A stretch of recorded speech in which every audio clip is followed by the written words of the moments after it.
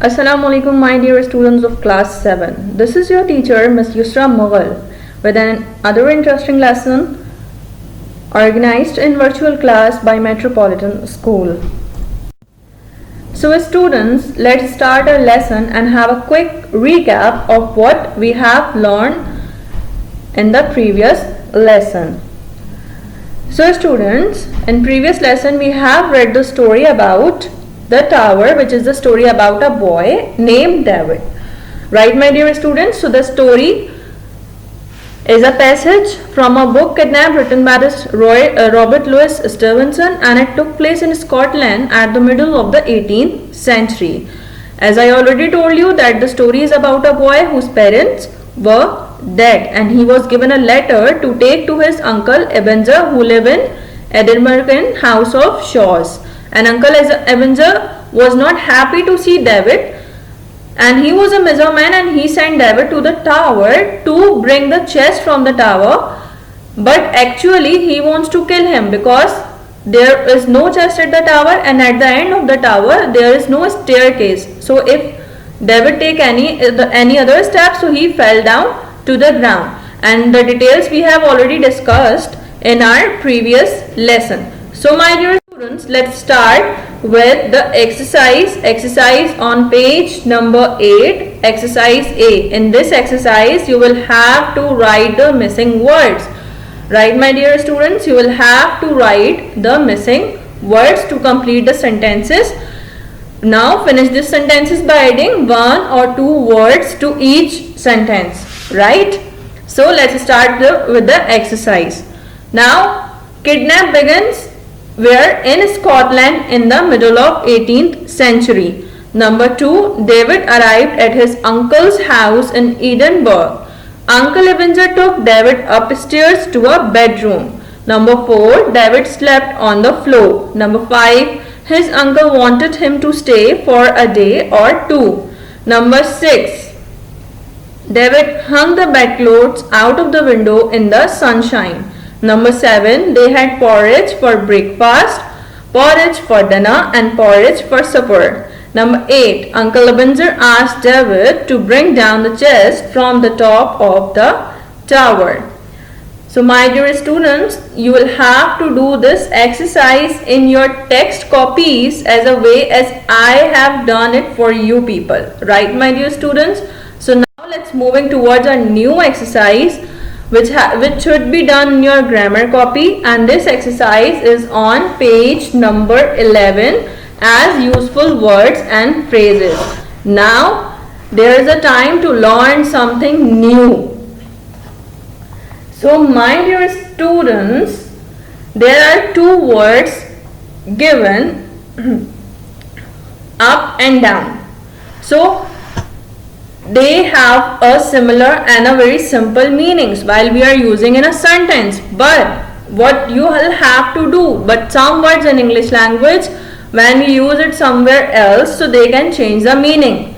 For example, as you have seen, then there is a chart in which I have written the verbal particles and prepositions. So the 2 words up and down, when I used in prepositions, so their meaning is clear, like walk up a hill. In this sentence, going up is used for to go from a lower position to higher one. Take another example, go downstairs. The meanings go from a higher position to a lower one. So the meanings are very clear because as we use these 2 words as a preposition. But my dear students, when they are used as a verbal particles, they often add emphasis to verb, right? Verb पे focus ज़्यादा हो जाएगा इनका. For example, drink your juice up.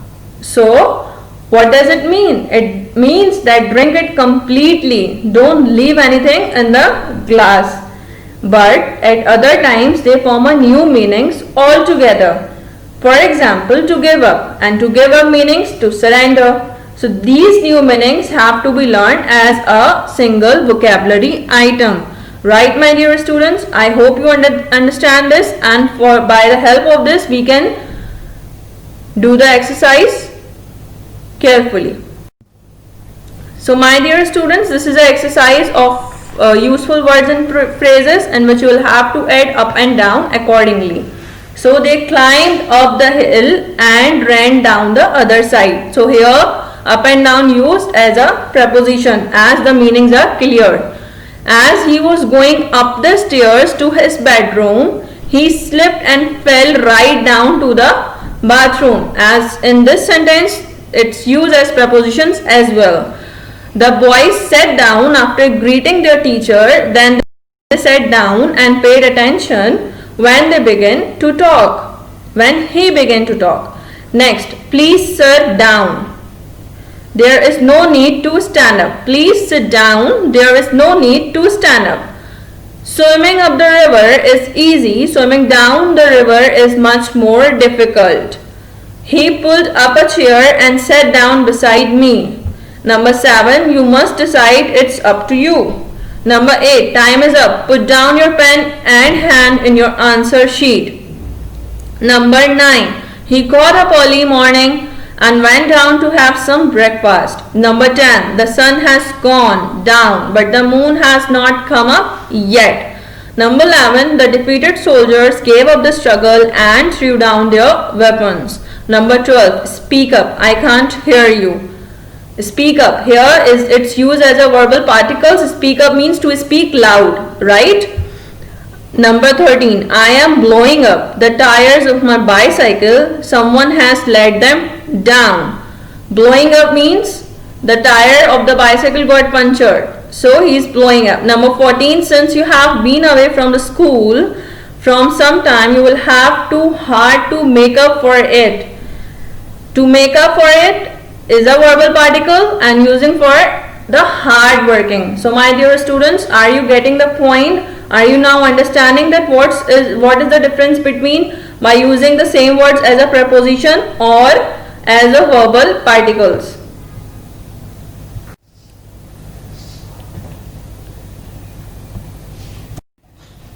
So my dear students, moving towards another topic, which is the poems. So bring out your poem books and open at page number 10, and we are going to start our poem of our very first poem of this term. At page number 10 there is a poem. It's Morning Merriment. As we all feel refreshed in the morning, aren't we? Yes, we are. So what is the meaning of merriment? Merriment means cheerfulness, right, my dear students? So there is a line, a tagline written over there, that a morning is the freshest and the most refreshing time of the day. Enjoy the depiction of the typical morning time.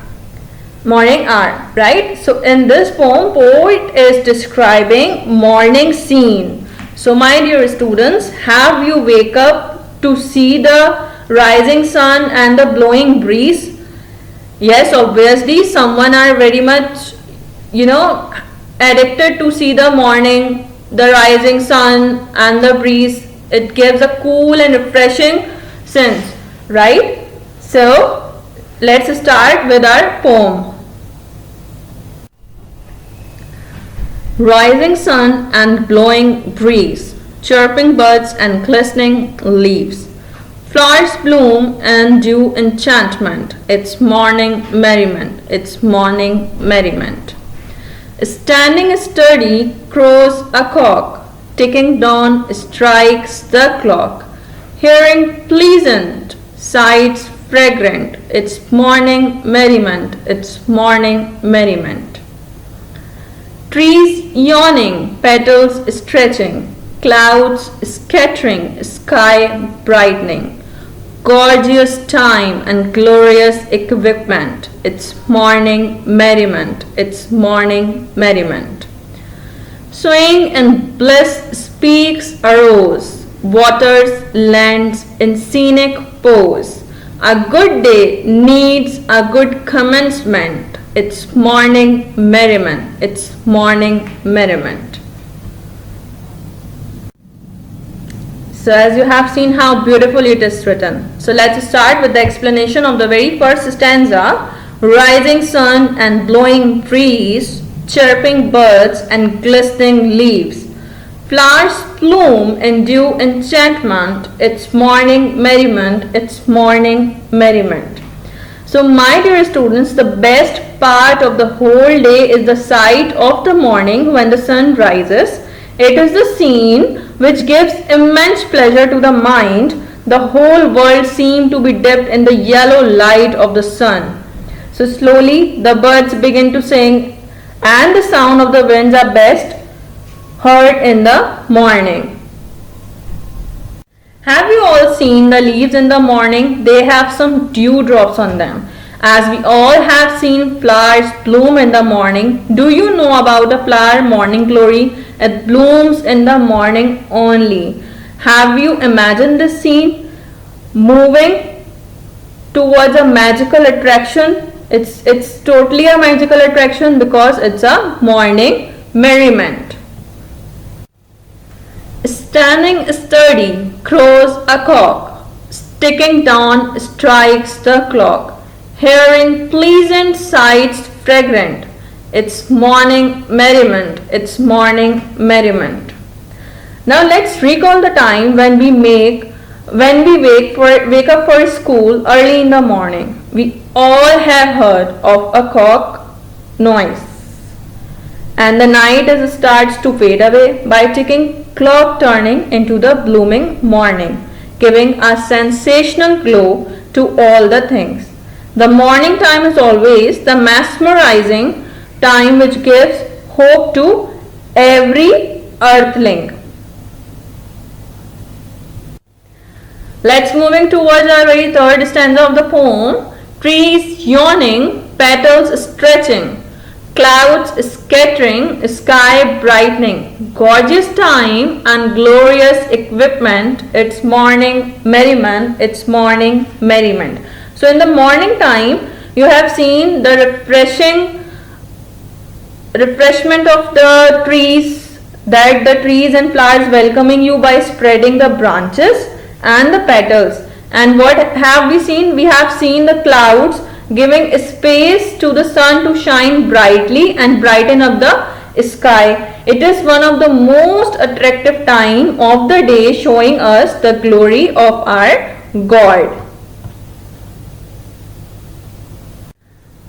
Swing in bliss speaks a rose, waters lands in scenic pose.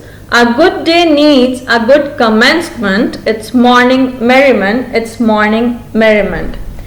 As we all have seen that all the flowers started glowing because of the triplet of the morning water, and the land shows the true desirability. Because what we all need to be starting point to have all the opportunities waiting for us all the day. So my dear students, let's moving towards the exercise of the poem. So my dear students, at page number 12, there are some exercises given in which you will have to do what? In the first heading, ponder poetically, what you will have to do, you will have to write the answers of the questions given. Number 1, imagine and pen down what makes your morning merry, what makes your morning cheerful. Whatever makes your morning cheerful, you will have to write it down by your own. Number 2, B, try writing a simple couplet on sunrise. You will have to try writing a couplet. What is couplet? So what is couplet? A couplet is a pair of successive lines of words typically rhyming and of the same length. Right? Rhyming words which have the same sounds at the end. So I have written a couplet for you people as an example, that everything became shine and wise when the sun rise. Right, my dear students? So this should be done by your own self in the part B of the page number 12. Now at C, a good day needs a good commencement. You will have to describe this line. What do you need for to start a good day? A good start, for a good start, right? A positive start, a refreshment, a refreshment of the weather, refreshment of the scenes, right, my dear student? In D, you will have to give the one rhyming word for each of the following. And as I told you before that what are the rhyming words? Rhyming words are those which have the same sounds at the end, and the words are breeze, merriment, clock, stretching and rose. Right, my dear students? After this you will have to write down the meanings, which is under the heading of retain the meanings. You will have to do it separately in your poetry section, which you have already made in your copies. So my dear students, now it's time for home assignment. In home assignment, what you will have to do, you will have to do exercise A of page number 8 in your text copy, and the exercise which is given in page number 11, you will have to do it in your grammar copy. Right, my dear students? Exercise A of page number 8 in your text copy, and exercise of page number 11, useful words and phrases, in your grammar copy. And the exercise is given with the poetry section. With the poem, you will have to do it in your poetry section. Right, my dear students? That's all for today. See you. Allah Hafiz.